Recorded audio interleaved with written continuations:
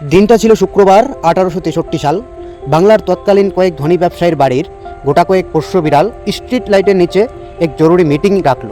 সভাপতিত্ব করছেন সদানন্দ সওদাগরের সাদা বিলিতি বিড়াল। তাদের সবার মুখ্য উপলক্ষ সব বিড়ালের জন্য সির্ফ ভাজা মাছের দরকার, কারণ রান্না করা মাছে বেশি মশলার কারণে তাদের পেটের নাকি পাচনক্রিয়া ঠিকমতো হচ্ছে না আর গ্যাস্ট্রিকের মতো সমস্যার সৃষ্টি হচ্ছে।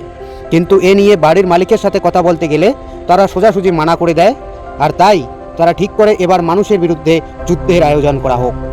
গ্রুপের সবথেকে বলিষ্ঠ বিড়ালদের চয়ন করা হলো, রাশিয়া থেকে স্নাইপার আমদানি করা হলো, শুরু হলো সামনাসামনি লড়াই।